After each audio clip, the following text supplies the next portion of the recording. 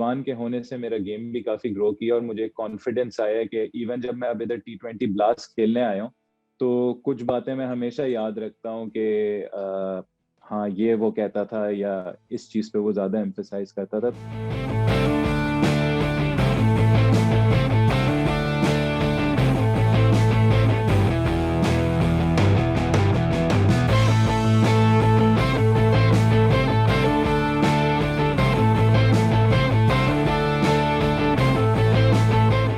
Hello and welcome back. आज cricket और cricket के कुछ स्टैट्स और नंबर्स के ऊपर भी हम बात करेंगे। हमारे साथ एक पाकिस्तान के बहुत जबरदस्त बैट्समैन मौजूद हैं जो कि अभी इंग्लैंड में काउंटी क्रिकेट भी खेल रहे हैं, डर्बीशायर के कैप्टन भी हैं T20 क्रिकेट में। शान मसूद हमारे साथ हैं। शान, फर्स्ट ऑफ ऑल आपका टाइम निकालने का शुक्रिया। ये बताइए कि हमें पता है, आई मीन सबको पता है आपके फैंस को, कि आपकी बड़ी जबरदस्त परफॉर्मेंस जा रही है T20 क्रिकेट में भी और रेड बॉल में भी, इन काउंटी क्रिकेट। आपका ये कैसा एक्सपीरियंस जा रहा है? थैंक यू मजहर भाई शो में बुलाने का। सेकेंडली देखें, आई थिंक बहुत बड़ी अपॉर्चुनिटी थी मेरे लिए जब आई थी ये अक्टूबर में। में एक ऐसी अपॉर्चुनिटी है जहां एक अच्छे एनवायरनमेंट में क्रिकेट खेलने को मिल रही है, एक प्रोफेशनल एनवायरनमेंट में जहाँ फैसिलिटीज अच्छी हैं, क्रिकेट का स्टैंडर्ड बहुत अच्छा है। रेड बॉल हमने हमेशा देखा हुआ है कि इंग्लैंड एज अ बैट्समैन सब चैलेंजिंग होती है, ना सिर्फ पिचेस, उसकी बॉल का इस्तेमाल, ओवरहेड कंडीशंस का इस्तेमाल। और फिर अगर हम देखें तो वाइट बॉल क्रिकेट में इंग्लैंड की नो डाउट दुनिया में सबसे अच्छी टीम मानी जाती है वाइट बॉल क्रिकेट में। तो इन कंडीशंस में आके अपने आप को एक्सपीरियंस लेना, अपने आप को चैलेंज करना और यहाँ क्रिकेट खेलना, आई थिंक ये मेरे लिए बहुत बड़ी एक अपॉर्चुनिटी रही है। अच्छा शान, अगर मैं आपकी रेड बॉल क्रिकेट की तरफ बाद में आऊंगा, लेकिन अभी क्योंकि रिसेंटली आपने T20 क्रिकेट खेली है, कल भी आपने एक मैच विनिंग इनिंग्स खेली 45 की। आपको अभी उन्होंने कैप्टन भी बनाया, आपकी जो काउंटी है डर्बीशायर उसका। तो ये सीजन से पहले डिसाइडेड था या आपको जो फर्स्ट क्लास फॉर्म उन्होंने देखा कि इनसे जो है हम T20 क्रिकेट में भी कप्तानी करवा सकते हैं? नहीं, अगर मैं आपसे बिल्कुल ऑनेस्टली जवाब दूं तो ये अब ऑब्वियसली आप जब चीज़ें होती हैं रिवील करते हैं। जब हम रेड बॉल का जब सीज़न शुरू हुआ था तब मिकी ने मेरे साथ डिस्कस किया था कि वो चाहता है कि मैं वाइट बॉल टीम लीड करूं, और मेरे क्या थॉट्स हैं उस पे। और उसने मतलब कंफर्मेशन नहीं दी थी, लेकिन उसने यही कहा था कि इसको हम मैनेज करके देखते हैं, आगे देखते हैं कि तुम्हारा क्या ओपिनियन है, बोर्ड का क्या ओपिनियन है, और हम चाहते हैं कि आप इसको वाइट बॉल की टीम लीड करें। तो एक ये हमेशा इनकी प्लानिंग पाइपलाइन में रहती है, ये काफी आगे का सोचते हैं। मिकी का हमेशा से रहा है, मिकी 2 स्टेप्स अहेड रहता है चीजों से। तो उसने ये चीज जब रेड बॉल सीजन शुरू हुआ था तब इसने ये आइडिया प्रपोज किया था। और आई थिंक जब हमारे पहले फर्स्ट क्लास के 6 मैचेस जब खत्म हुए थे तब उसने फिर उस चीज को फाइनलाइज किया था। और मिकी के साथ रीयूनाइट होना, क्योंकि जब वो पाकिस्तान के कोच थे तब भी आपने कुछ सीरीज उनके साथ खेली। आपका टेस्ट में कमबैक हुआ था साउथ अफ्रीका में, तब भी वो कोच थे। फिर 2019 वाली एक ओडीआई सीरीज से जब आपका ओडीआई डेब्यू हुआ था तब भी वो पाकिस्तान के कोच थे। तो कैसा एक्सपीरियंस रहा दोबारा मिकी के साथ रीयूनाइट होना? देखिए, मिकी के साथ मेरी आई थिंक 6 साल से एक बहुत अच्छी एक रिलेशनशिप फॉर्म हुई है, एक फ्रेंडशिप फॉर्म हुई है। और एज अ कोच उसके लिए बहुत ज़्यादा रिस्पेक्ट है। उसकी जो सबसे बड़ी क्वालिटी यही है कि एक तो उसकी मैन मैनेजमेंट स्किल्स बहुत अच्छी हैं। वो उसको आइडिया है कि किस क्रिकेटर को किस तरीके से डील करना है on end of the field. Coaching सिर्फ टेक्निकल नहीं होती, कोचिंग मैन मैनेजमेंट भी होती है। और दूसरी चीज़ कि मिकी जो है वो आपके मुंह पर है, वो हमेशा ऑनेस्ट आपको जवाब देता है। आई थिंक अगर मैं आपसे कभी शेयर करूं कि 2016 से जो मेरी और मिकी की कॉन्वर्सेशंस हुई हैं उसमें बड़े इख्तलाफात भी हुए हैं, लेकिन साथ साथ हमेशा बेस्ट इंटरेस्ट था उसमें, मेरा बेस्ट इंटरेस्ट था, उसका बेस्ट इंटरेस्ट था, और हमेशा उसकी तरफ से पुश था। वो मुझे एक जगह देखता था और वो चाहता था कि मैं इंटरनेशनल क्रिकेट खेलूं, मैं बड़ी क्रिकेट खेलूं और बड़ी क्रिकेट में परफॉर्म करूं। तो वो उसका एक विजन था। और इवन जब वो श्रीलंका का कोच बना, हमेशा हमारे व्हाट्सएप मैसेजेस होते थे, हम कॉल पे बात करते थे, कभी एडवाइस लेनी होती थी मैं मिकी से बात करता था। तो उसने हमेशा 6 साल से एक कांटेक्ट रखा है। तो ऐसा ही लग रहा है कि बस उसकी कंटिन्यूएशन हुई है। और जब आप खेल रहे हैं, उसके लिए परफॉर्म कर रहे हैं, तो उससे ज्यादा बेहतर चीज हो नहीं सकती। अच्छा शान, अगर थोड़ा सा हम आपकी रेड बॉल क्रिकेट की तरफ आए, तो अभी आपके तकरीबन 1000 रन होने वाले हैं इस सीजन में काउंटी क्रिकेट में। और हम देखते हैं कि पास्ट में पाकिस्तान के काफी प्लेयर्स जो हैं वो खेले हैं काउंटी क्रिकेट में, लेकिन ओपनर्स जो हैं वो बहुत कम वहां पे जाके सक्सेसफुल हुए हैं। आपने वहां पे 2 डबल सेंचुरीज भी की हैं। You are the first batter from Pakistan जिसने कि काउंटी चैंपियनशिप में डबल सेंचुरी की हो। तो ये थोड़ा बताइएगा कि आपने उन कंडीशंस को कैसे क्रैक किया जहाँ पे कि हिस्टोरिकली मोस्टली पाकिस्तान के जो बैट्समैन है वो उन्होंने काफी स्ट्रगल किए। देखिए, नंबर वन, मजहर भाई थोड़ा एक्सपीरियंस रहा है इंग्लैंड में खेलने का। जब 5 टेस्ट मैचेस इंग्लैंड में खेले, एक क्वालिटी बॉलिंग अटैक के साथ, उन कंडीशंस को जब आप असेस करते हैं तो आपको अपनी गेम की खामियां पता चलती हैं। उसके बाद सेकेंडली इधर जब मैं आया तो मेरी एक कॉन्शियस थिंकिंग थी कि इंग्लैंड जैसी कंडीशंस होती हैं, इसमें रन्स करना जरूरी होता है, क्योंकि कोई ना कोई बॉल होती है जो आपको आउट कर सकती है। तो एक मैंने कॉन्शियसली एक डिसीजन लिया कि थोड़ी सी ऐसी क्रिकेट खेलूंगा जिसमें रिस्क इन्वॉल्व होगी, लेकिन उसमें रन स्कोरिंग मेन ऑब्जेक्टिव होगा। तो कुछ चीजें मैंने अपने गेम में एक्सपीरियंस के साथ जो टेस्ट मैचेस इधर खेले हुए हैं, और कुछ कॉन्शियस प्लानिंग के साथ जो ऑब्वियसली मिकी से भी आके इधर बात की थी कि आई थिंक हमारा टारगेट यही होना चाहिए इंग्लैंड में कि आप रन्स करने जाएं, क्योंकि इवन जब आप 100 बॉलें खेल चुके होते हैं, कोई ना कोई ऐसा बॉल पड़ जाता है जो आपको आउट कर सकता है। और आई थिंक जो मैंने पिछले 2 सालों में चीज लर्न की है, और ऑब्वियसली पास्ट 8 मंथ्स जो हो गए एक एक फैमिली ट्रेजेडी के बाद, के क्रिकेट मैंने जरा ज्यादा फ्रीली खेलना शुरू किया है, क्रिकेट को एंजॉय करना शुरू किया है, मोमेंट में रह के खेलना शुरू किया है, ज्यादा आगे नहीं देखा है, ना पीछे देखा है कि पीछे क्या हो चुका है। मेंटली आई थिंक अपने आप को मैंने काफी प्रिपेयर किया है कि ये गेम है, इसको एंजॉय करना है और अपनी लिमिटेशंस एक्सप्लोर करनी है कि मैं अपने आप को एज ए क्रिकेटर कितना आगे लेके जा सकता हूँ। तो काफी चीजें होती हैं, लेकिन आई थिंक एक क्लियर माइंड से क्रिकेट खेलना आपको एज अ बैट्समैन आपको रन्स करना भी सिखाती है। अच्छा शान, आपकी मोस्टली जो क्रिकेट है वो डोमेस्टिक क्रिकेट हो या इंटरनेशनल क्रिकेट हो, मोस्टली वो एज एन ओपनर है, तो आप खुद को जी। एज ए स्पेशलिस्ट ओपनर देखते हैं? आप समझते हैं कि आपका बैटिंग ऑर्डर फ्लेक्सिबल हो सकता है, आप नीचे भी खेल सकते हैं 3-4 पे, या अब तो कुछ ये भी बातें हो रही हैं कि शान को वनडे क्रिकेट में नंबर 4 के ऊपर या 5 के ऊपर ट्राई कर लिया जाए? देखिए मजहर भाई, ये जो जो पॉलिसी होती है, जो डिसीजन होते हैं, वो डिसीजन मेकर्स के होते हैं। एज अ प्लेयर, मैं जिस टाइप का प्लेयर हूँ, मैं जिस टाइप का इंसान हूँ, ये भी बातें पहले होती थी कि मैं एक फॉर्मेट का प्लेयर हूँ, मैं इस फॉर्मेट का प्लेयर नहीं हूँ। तो मैंने अपने आप को हमेशा ओपन रखा, मैंने अपने आप को कभी लिमिट नहीं किया अपने फॉर्मेट के उसमें। तो इसी तरीके से मैंने अपने आप को कभी किसी पोजीशन में लिमिट नहीं किया। जब मैं PSL खेला एज अ कैप्टन, तो मुझे ड्यूरिंग द टूर्नामेंट नंबर 3 पे शिफ्ट किया, जहां मैं नहीं खेला हुआ था T20 क्रिकेट, लेकिन मैं हमेशा अपने आप को, जो मैं अपनी अगर कोई क्वालिटी हाईलाइट करूं, तो मैं हमेशा फ्लेक्सिबल हूं, मैं अडेप्टेबल हूं। मैं अपने आप को चेंज करता हूं, और चेंज आपको करना होता है। आप एक जगह, आप हाई लेवल क्रिकेट पे आप एक जगह पे नहीं रह सकते, क्योंकि कोई ना कोई आप पे काम करके आएगा और अगले दिन आपकी वीकनेस कोई ना कोई एक्सप्लोर करके आएगा। तो बैटिंग पोजीशन का भी मेरा बिल्कुल यही है कि मैंने कभी अपने आप को लिमिट नहीं किया। जिधर अगर पाकिस्तान की टीम है, जिधर मुझे खिलाना चाहेगी, मैं कोशिश करूंगा कि मैं अपने आप को उस तरीके से प्रिपेयर करूं, अपने आप को उन उन सिनारियोस के लिए प्रिपेयर करूं, अपने अपने स्किल में वो चीजें लाऊं जो उस हिस्से की जो रिक्वायरमेंट है।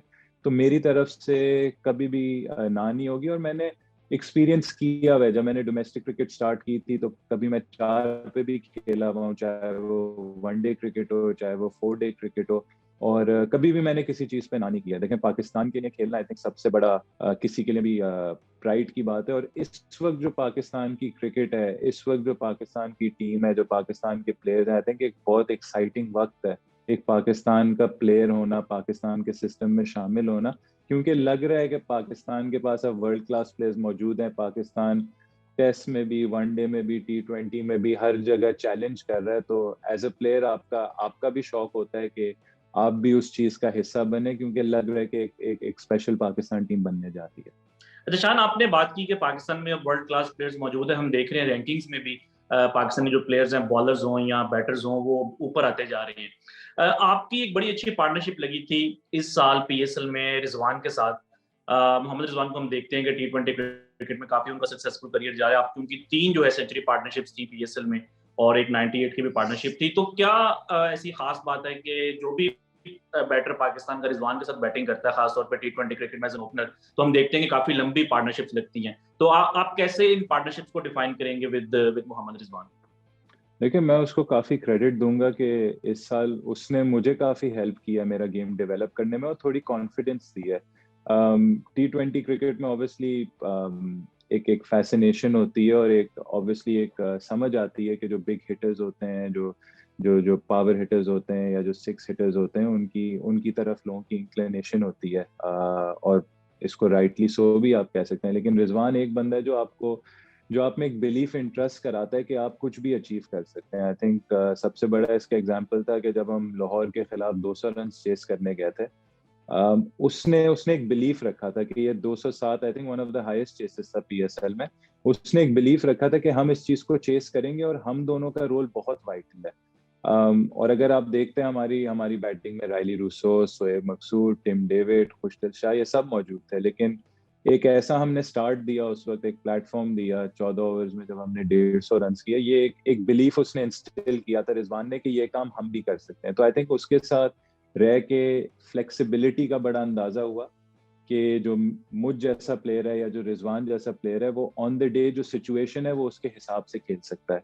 और ये आई थिंक ये भी एक क्वालिटी होती है, एक कंट्रोल होता है कि आप अपने आप को किसी सिचुएशन से लिमिट नहीं करते।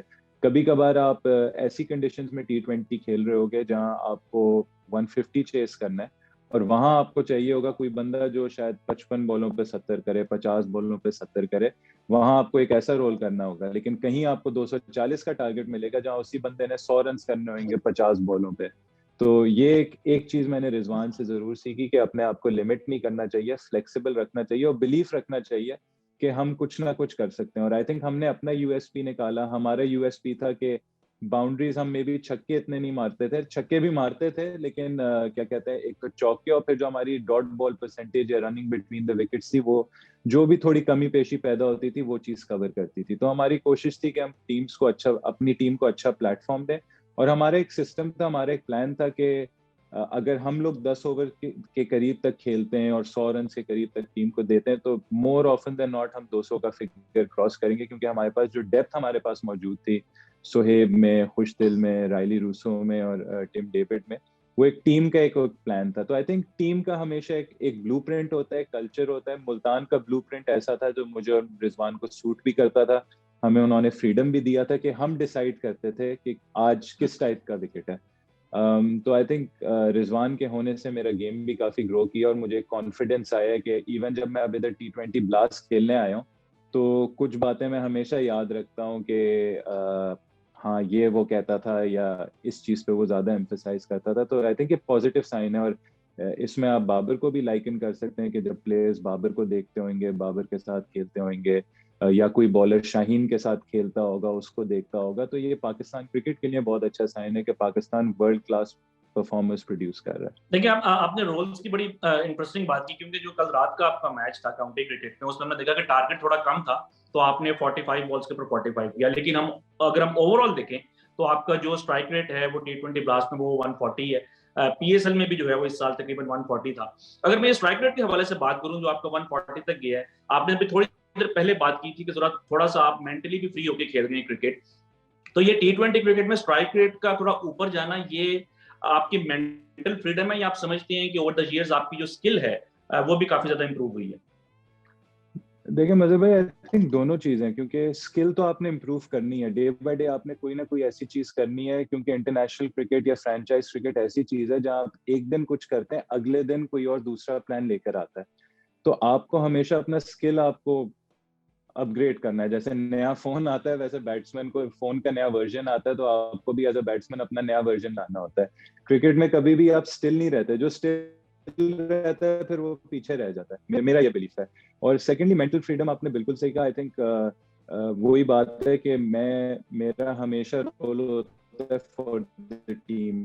टीम क्या चाहती है, टीम चाह रही है, सिचुएशन क्या है, अगर उसकी कोई परवाह नहीं है। लेकिन एक दिन ऐसा भी आएगा जैसे कल था कि टीम की एक अच्छा डिसेंट बॉलिंग अटैक था और हम एक हाइब्रिड पिच पे खेल रहे थे जो जरा सा ट्रिकी सा पिच था कि उस पे 160 का चेस ट्रिकी हो सकता है। तो मुझे ये था कि मुझे एक एंड पे रहना चाहिए और बाकी अगर उनके लग रहे हैं तो उनको मैं मारने देता हूँ। हाँ, जहाँ मेरी जरूरत आएगी, अगर मुझे कोई अननेसेसरी रिस्क लेनी होगी तो वो मैं भी लूंगा।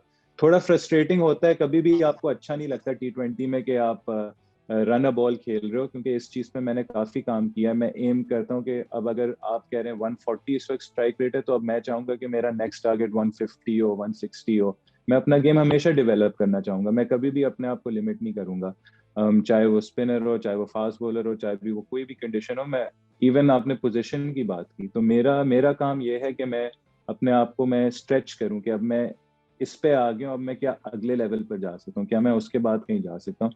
तो वही बात है कि मेंटल फ्रीडम आपको ये अलाउ करता है, आपको ये एज ए गेम आप इसको देखते हो और आप देखते हो कि ये मैं अपने आप को किधर तक स्ट्रेच कर सकता हूँ एज ए क्रिकेटर। तो मेरी कोशिश यही रहेगी, अभी अगर 140 है तो इंशाल्लाह मैं कोशिश करूंगा कि इसको 150 पर कैसे लेकर जाऊं। दिशान, अगर हम टी20 क्रिकेट की थोड़ी मजीद बात करें, पिछले 2 सालों में मुल्तान की बड़ी अच्छी परफॉर्मेंसेज रही हैं। एक बार आप टूर्नामेंट जीते भी हैं और एक में आपने फाइनल खेला है। लेकिन एक जो मैं चीज सोचता हूँ कि आपके जो टॉप ऑर्डर बैटर्स हैं वो अगर बहुत ज्यादा बॉल्स खेल रहे हैं तो आपका जो लोअर ऑर्डर है उनको कम बॉल्स मिल रही है। जिस तरह अगर हम खुशदिल शाह की बात करें तो इनको पूरे पीएसएल में 12 मैचेस में सिर्फ 84 बॉल्स उनको मिली, which is about I mean on average 7 balls in every game. तो आप नहीं समझते कि जो आपके पावर हिटर्स हैं उनको थोड़ा मजीद जो है वो अगर बॉल्स खेलें, तो अगर आप 200 रन भी कर रही हैं तो वो 220 हो सकते हैं, अगर 220 कर रहे हैं तो वो 240 हो सकते हैं। इसके ऊपर आपके क्या ख्याल है?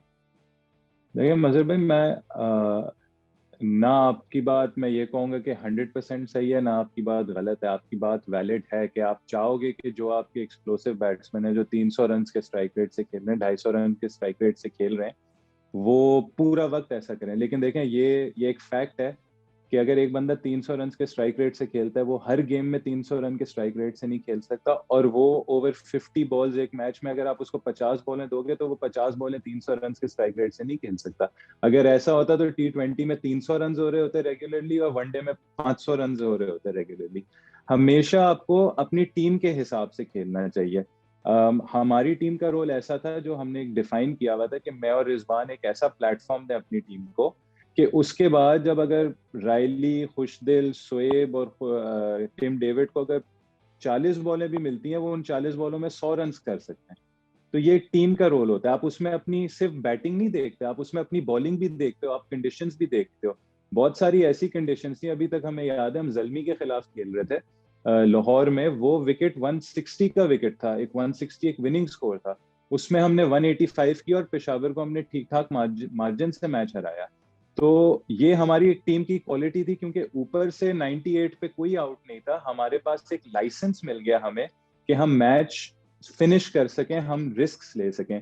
अगर आप ऊपर से, जैसे अगर आप इसमें हम इस तरीके से भी कह सकते हैं, और ये एक मतलब एंड में ये चीज हुई भी कि जब हम पीएसएल का फाइनल खेल रहे थे, 180 चेस कर रहे थे, वो पिच बहुत अच्छा था। आई थिंक वो one of the better pitches था लाहौर का, क्योंकि लाहौर में पिचेस थोड़ी चेंज हुई थी बनिस्बत कराची के, वो हमने देखा था। 180 जो स्कोर था, अगर वो नॉर्मल मैच होता, वो फाइनल नहीं होता, नॉकआउट नहीं होता, आई थिंक वो आराम से चेस होता। हमारे पहले 3.4 ओवर्स में 36 रन थे, उसमें मैं आउट हुआ और रिजवान आउट हुआ, और फिर आपके सारे जो एक्सप्लोसिव बैट्समैन थे उनको ठीक ठाक टाइम मिला मैच जिताने को। लेकिन वो जरा सा उनके रोल के बाहर जगह थी, वो जो टेरिटरी थी वो उनके रोल के बाहर थी। तो उधर अगर मैं और रिजवान 8 से 10 ओवर खेल जाते और 80-90 रन भी कर जाते, तो आई डोंट थिंक 90 रन हमारे लिए 10 ओवर में चेस करना मुश्किल होता हमारी बैटिंग फायर पावर के वक्त। तो आई थिंक हर टीम का रोल होता है जी, आप चाहोगे, इसलिए आपको फ्लेक्सिबल होना होता है। आपको किसी दिन लगेगा कि भाई ये 250 का विकेट है, ये सीमेंट है, इस पर 250 रन करने हैं, तो उस दिन मैं और रिजवान भी तेज खेलेंगे, उस दिन हम भी आउट हो जाएंगे और हम चाहेंगे कि भाई या तो हम मारें या तो हम आउट हो जाएं, रुकने का इसमें फायदा नहीं है। लेकिन एक ऐसी भी पिच आएगी जहां 140-150 का पिच होगा, उधर हम एक ऐसा स्टार्ट देंगे जहां हम 200 रन कर देंगे। तो आई थिंक अगर मुल्तान की बैटिंग देखें, मुल्तान की बैटिंग बहुत सक्सेसफुल रही है। और आप मार्जिन देखें, आप कंपेयर करें कि उस मैच में मुल्तान ने कितने रन किए और दूसरी टीम ने कितने रन किए, हम अच्छे ठीक ठाक मार्जिन से मैचेस जीते हैं, जो एक चीज जाहिर करती है कि हमने बैटिंग में ज्यादा रन किए। तो ये रोल डिफाइन होता है। कोई कुछ दिन ऐसे भी आएंगे जहां आप चाहेंगे कि खुशदिल 50 बॉलें खेल के 100 रन करे। तो अगेन फ्लेक्सिबल होना होता है, और इसमें आई डोंट थिंक कोई सही गलत ओपिनियन है, बट हर टीम की एक स्ट्रैटेजी और आपको वो स्ट्रैटेजी फॉलो करनी चाहिए।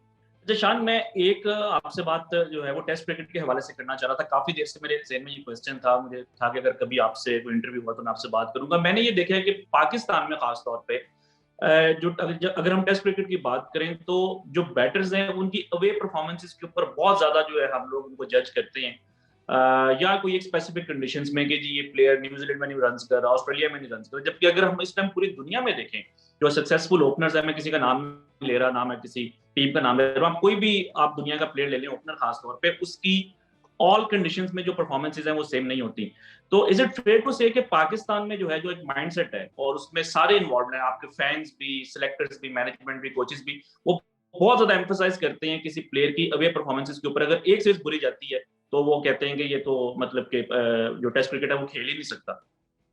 ये सबसे पहले तो मेरा अगर कोई एक्सपीरियंस है जो मैंने चीज सीखी है मजे भाई, टेस्ट क्रिकेट सबसे मुश्किल क्रिकेट है। सबसे चैलेंजिंग है, चाहे वो होम पे हो चाहे वो अवे हो। टेस्ट क्रिकेट में स्पेशली एज अ बैट्समैन आपको रन्स करने होते हैं, आपको कोई रन्स नहीं देता। अभी ऑस्ट्रेलिया से, आप ऑस्ट्रेलिया वाली सीरीज से वो उठा के देख लें, ऑस्ट्रेलिया ने कितना मुश्किल किया हुआ था हमारे लिए रन्स करना। मतलब इवन आप 100 करते थे, वो आपको 200 बॉलें खिलवाते थे। किसी ने भी जाके 100 बॉलों पे 100 रन नहीं किए, वो आपको 200 बॉलें कहते हैं। अगर आपने 100 करना है, आप 200 बॉलें खेल के 100 करो। आपने 50 करना है, आप 120 बॉलें खेल के 50 करो। तो टेस्ट क्रिकेट एक ऐसी चीज है जिसमें आपको अपने प्लेयर्स के साथ थोड़ा सा पेशेंस रखनी होगी। पाकिस्तान एज इट इज इतनी ज्यादा टेस्ट क्रिकेट नहीं खेलता, हमारे पास वो लग्जरी नहीं है इंडिया की, इंग्लैंड की, ऑस्ट्रेलिया की, कि हम साल के 10 से 15 टेस्ट खेल रहे हैं। और स्पेशली जहाँ वे कंडीशंस आती हैं, जैसे मैं अगर पर्सनल उस पर बात करूं, मैं जो 2 साल में जब मेरा कम हुआ है, उसमें मैं साउथ अफ्रीका गया हूँ, ऑस्ट्रेलिया गया हूँ, इंग्लैंड गया हूँ, न्यूजीलैंड गया हूँ। और यही 4 जगहें होती हैं जहाँ एज ए टेस्ट क्रिकेटर आप आपकी टेक्निक चैलेंज होती है, आप मेंटली वो होते हो। तो आई थिंक एक न्यूजीलैंड की एक परफॉर्मेंस थी तो बिल्कुल ही ऑफ थी, बाकी जगह में एक रिस्पेक्टेबल परफॉर्मेंस थी। मैं ये नहीं कहूंगा कि ग्रेट परफॉर्मेंस थी, मेरे स्टैंडर्ड्स ऊंचे हैं और मैं हमेशा चाहूंगा कि मैं 100 रन करूं, 200 रन करूं, लेकिन एक रिस्पेक्टेबल परफॉर्मेंस थी। और जो मैं अपने लास्ट 2 होम टेस्ट खेला हूं, उसमें मेरे ईच इनिंग्स में, मतलब last 2 innings at home cricket में मेरे 100 हैं। तो मतलब मेरी कोई इतनी बुरी वो स्पेस नहीं थी। लेकिन होता क्या है कि लोग फिर ओवरऑल देखते हैं कि देखो 8 साल खेला है, 8 साल में उसने 25 टेस्ट खेले हैं, उसने ये किया वो किया। आपको टेस्ट क्रिकेट बहुत ही क्रिटिकली देखनी होती है, और क्रिटिकली और उसको एनालाइज करके देखनी होती है। जो आपने पॉइंट आउट कर दी चीज के, अवे परफॉर्मेंस क्या है, इस जगह उसकी क्या परफॉर्मेंस है, होम पे उसकी क्या परफॉर्मेंस है। तो ये चाहे शान मसूद हो, चाहे इमाम हो, चाहे अब्दुल्ला शफीक हो, चाहे बाबर आजम हो, चाहे रिजवान हो, कोई भी हो, फवाद आलम हो, आपको टाइम देना चाहिए। अगर आपने टेस्ट क्रिकेटर या टेस्ट बैट्समैन प्रोड्यूस करना है ना 40 से 50 की एवरेज वाला, तो आपको उसके साथ पेशेंस दिखानी होगी। आपको थोड़ा सा result as fans, as decision makers, आपको थोड़ा सा उनका फेलियर लेना पड़ेगा, क्योंकि टेस्ट क्रिकेट बिल्कुल आसान नहीं है। अच्छा शान, आपने बोला टेस्ट क्रिकेट आसान नहीं है।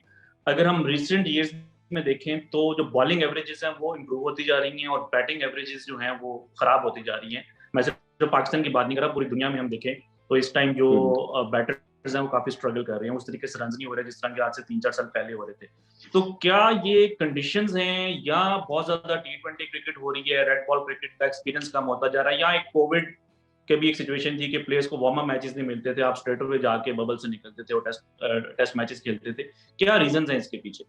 देखिए, इसमें बहुत सारे रीजंस हैं और आपने कुछ फैक्टर्स तो खुद ही बता दिए। सबसे बड़ा ये फैक्टर है मजहर भाई, जो फैक्ट है, अनलेस टीम डिक्लेयर करे, आपको टेस्ट मैच जीतने के लिए 20 आउट तो करने हैं। अनलेस एक टीम डिक्लेयर करे और चौथी इनिंग्स में कोई टीम चेस कर ले। चौथी इनिंग्स में हर टीम चेस तो नहीं करती ना, ज्यादातर तो फेल ही होता है चेस, अनलेस बहुत छोटा टारगेट हो।